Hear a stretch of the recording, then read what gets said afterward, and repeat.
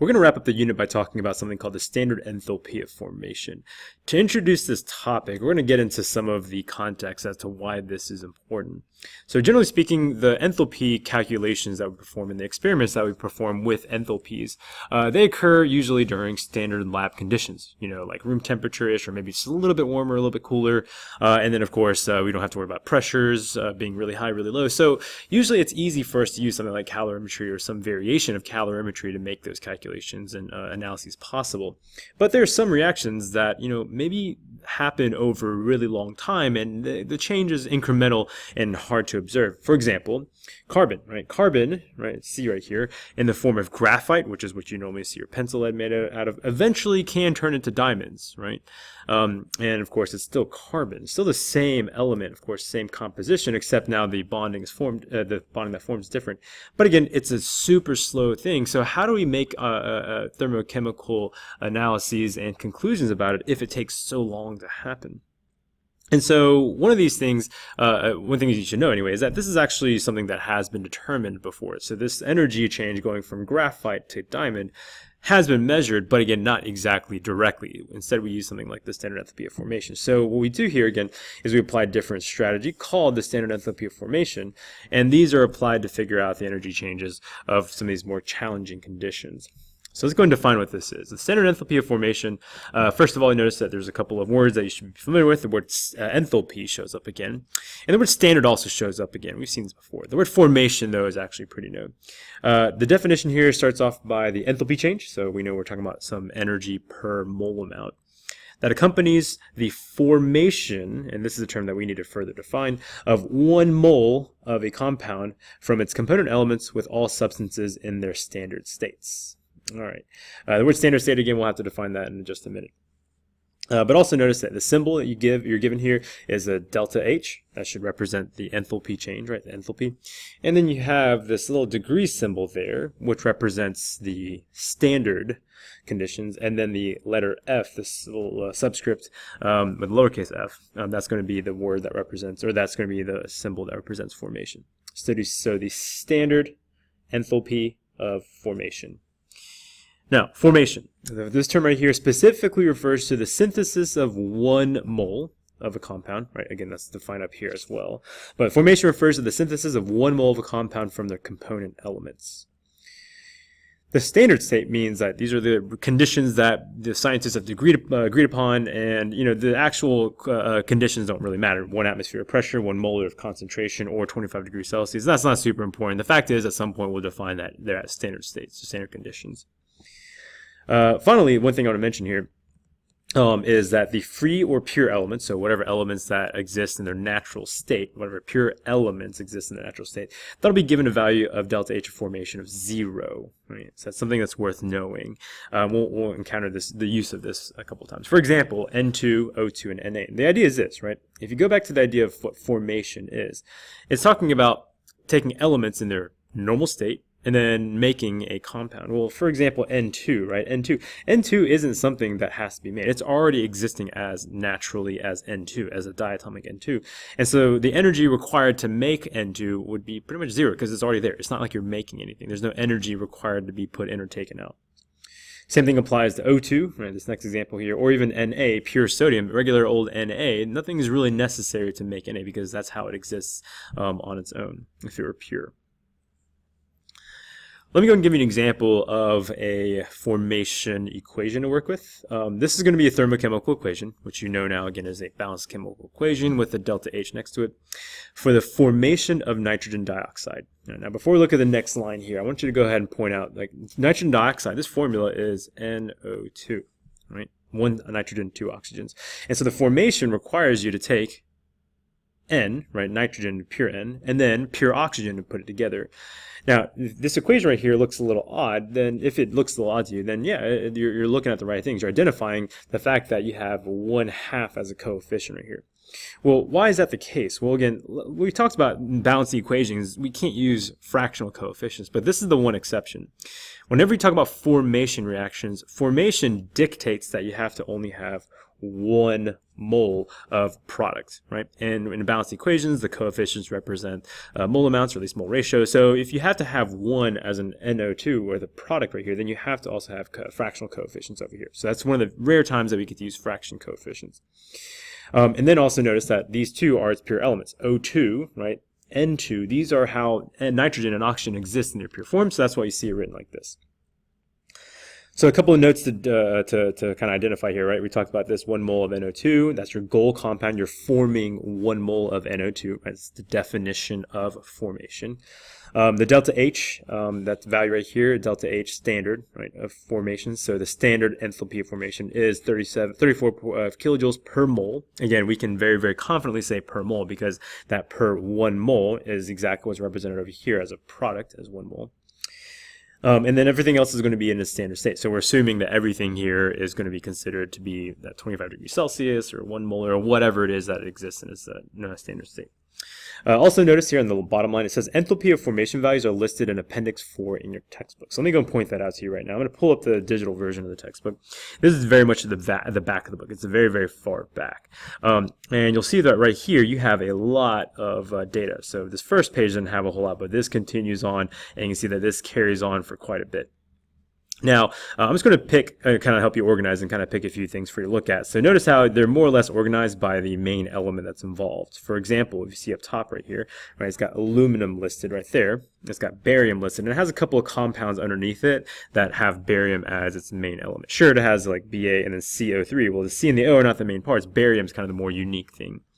As you go through, so you can kind of see how this is organized. For example, like copper, right, that's the main thing. And you see the copper CuS, the pure copper form. You have some data that goes with it, and then also you have some other elements that combine with copper to make other compounds, and they have some data listed with it. Now, there's 3 columns of what you see up here, only one of which we actually need to know, or at least recognize, which is this guy right here, the delta H, again, standard, the degree symbol, standard enthalpy of formation, and that's in this column. The other 2 columns we'll get to later on. At least later on in the year. For now, though, again, we're focusing just on this column. So, for example, if I wanted to ask what's the standard enthalpy of formation of copper, for pure copper, it's 0, right? Because you don't really need to put any energy in to make copper from copper. Copper is copper. But again, if you take copper and combine it with carbon and some oxygen, it takes this much energy to do so, or at least that much energy has to be exchanged. So again, this is effectively what the charts are showing in the back of the book that you can use for these problems. Let's go and see how this is going to be used. So what exactly is the purpose of having this is that our ultimate goal is to figure out the standard enthalpy of reaction, right? The delta H, right, of course, the standard symbol there. So the standard enthalpy of reaction. Remember, reaction is not the same thing as formation, right? Formation is specifically saying I want to make 1 mole of a compound. Reactions are just like anything anything else you've seen, right? Taking some reactants and products, going to react them reactants together, make some products that you can analyze. And so there's no definition of it saying there has to be exactly 1 mole of product like formation dictates. So this right here, right, CH4 plus O2 yields CO2 and 2H2O, right? That's a reaction. That's any other reaction we've seen before, no problem, nothing new about that. In this case, they're asking you to calculate the delta H of reaction. Right, so what is the delta H reaction? So the language you will see or hear is that we're going to use standard enthalpy of formation to calculate the enthalpy of formation, right, or the standard enthalpy of formation. So use formations to calculate enthalpy of reaction. Enthalpy of formation used to calculate enthalpy of reaction. So how do you do that? Well, again, this is a formula here that you can see this in this section. It looks really complicated, but really it's not so bad. And I want to highlight a few things here that you can use to help you out with this. First of all, again, delta H of reaction. So our goal answer is to calculate the delta H reaction. On the right side here, you effectively see a bunch of little symbols, some of it which is literally Greek. So if you said it looks like Greek to me, it actually is. And you have the Greek symbol right here and the Greek symbol right here. These are capital sigmas, right? Capital sigmas. These effectively mean sum, right? So you add it together, sum. Mathematically, it basically is a sum. N, as you can see right here, N still the same as before. You see N there and there. N is the same as always. That always means the mole amount. So what mole amount is there? And then you have the delta H of F. The delta H of F, again, you see that's the enthalpy of formation of your products, and then minus your reactants. So effectively, it's just products minus reactants, products minus reactants. So I'm going to kind of use this setup here to help us solve for this. Now, if you look underneath, they provide standard enthalpies of formation for the relevant substances. This is something you can find in the appendix of your textbook. I'm simply copying onto this slide so you don't have to look back there for this one. Let's see how this works. All right, so it's going to be products minus reactants, and we're going to apply the corresponding enthalpy of formation. So let's look at these equations, right? We see CH4. This corresponds to the CH4 here. Right? So this is the equation that corresponds to making CH4, meaning we have a carbon, two H2s to make CH4. All right, O2, right? Oh, O2. It's not listed there, but again, remember, how does O2 exist? It exists as a pure element as O2. So that was not going to be provided with any other information. CO2 is right here. Well, again, that corresponds to the formation of CO2 there. And then finally, H2O, that corresponds to the H2O that's produced right here. So we have values here that we can use. So again, it's basically going to become a bunch of all the products minus all the reactants. So let's set it up. The delta H of reaction, that's going to be equal to products minus reactants. Let's go and do the product side. So the products will be CO2 and H2O. So CO2 right here, that corresponds to this. That's going to be negative 394 kilojoules per mole, right? And we're going to add up all of our products because, again, we're doing the sum of the products. So we're going to add the amount for H2O. That's going to be 2 times negative 286 kilojoules per mole. Right. Now, where does that 2 come from? Well, remember the N, right, in this formula here, N effectively is showing you the that you need to apply the coefficient, right, that mole amount, that mole ratio that's present. So the 1 that came with CO2 was assumed there, and the 2 for the H2O has to be explicitly written out there. We're going to continue on because we're going to go ahead and subtract minus your reactants. Right, so your reactant side over here on the left side, CH4, we're going to take that and correspond to this. That'll be negative 75 kilojoules per mole. No need to add or multiply it by anything else. And then we're going to add that to 0. Right? For the sake of keeping it fairly consistent, you may as well write 2 times 0, but again, we know that's 0. Because, again, we're looking at O2. That is a free element. It's a pure element. It's going to have a value of formation of 0. So all these enthalpy of formations, right, that we see here are just going to correspond into certain positions, and then we do some math, and you calculate an answer. You should be getting negative 891 kilojoules per mole. Actually, just kilojoules if you want to make it kind of more generic, since, you know, delta H of reactions aren't specifically for always 1 mole of substance. That's effectively how it works. So you plug in the numbers, and then you can solve for your delta H of reaction. Now, let's go and take a look at another practice problem. So this time I've given you the balanced equation, and I'm not giving you the enthalpy of formation. So you're going to find these in the appendix.